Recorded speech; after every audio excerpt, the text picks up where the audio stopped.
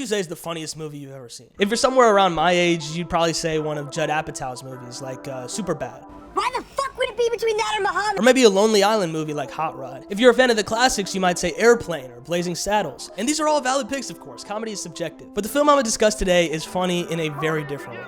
In a special way. This is not part of the commercial. Something you're making your life miserable. You want revenge?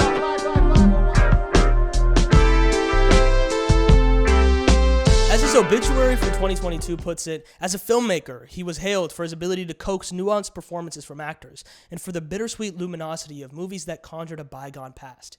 Bygone in American cinema. Bygone in America itself. And who am I talking about? Well, it's Peter Bogdanovich. As a director, you'll likely think of him first for the films that he made in the 70s, like The Last Picture Show and Paper Moon. As an actor, you may know him from his recurring role on The Sopranos, a return he made after a fall from grace for a variety of professional and personal reasons. But it's the film that he directed, produced, and penned the story for in 1972 that leads to him opening our video today. And that's What's Up, Doc? What's up, Doc? Did you happen to know that I love you? Yeah. You did? Do? What makes you think I'm not in love? What about your wife? I don't want a wife. I mean, I haven't got a wife. What's best for us?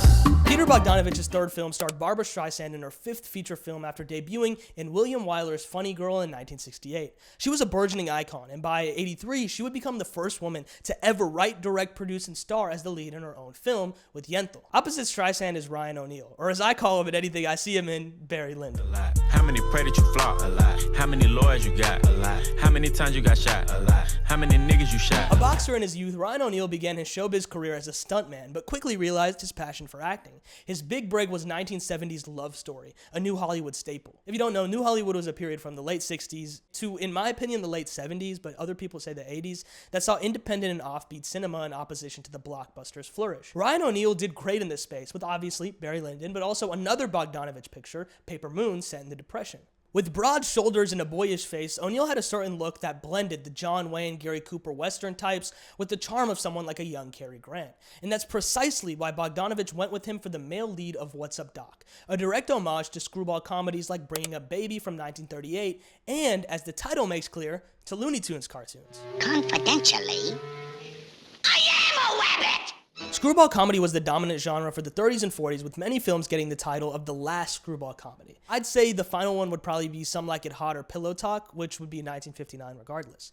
The genre was characterized by two major trends: interaction between different social classes, and a humorous battle of the sexes spurred by a strong female lead. These are both obviously motivated by changes happening in America in the broader world in the early 20th century. The effects of second-wave feminism and the freedom of the Roaring Twenties, along with the wealth gap expanding effects of the Depression, made these storylines prevalent. As Douglas McFarlane writes in Remaking Gender in the Early Films of Peter Bogdanovich. What a smooth title. In What's Up, Doc, Barbra Streisand redefines Katharine Hepburn's 30s screwball persona.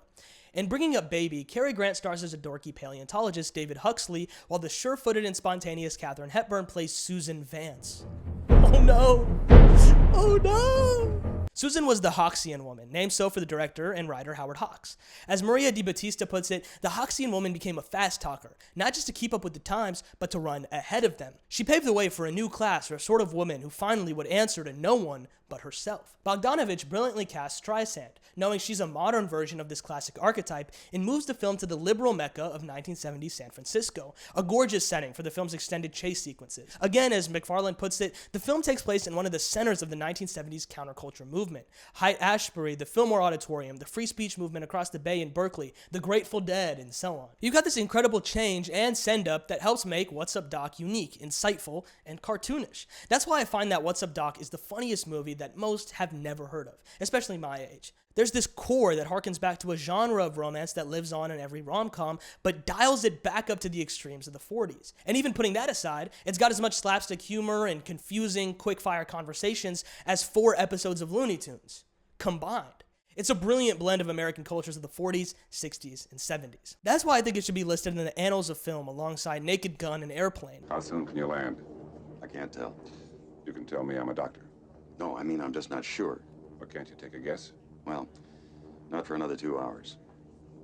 You can't take a guess for another 2 hours? Those films joined What's Up Doc with a similar comedic rhythm, while also both engaging the dramatic and comedic, often employing actors skilled in both genres with deftness. Not only was Bogdanovich a director, but he was a prolific critic and writer, with his theories influencing generations. But he never liked the term critic to describe himself. He preferred appreciator.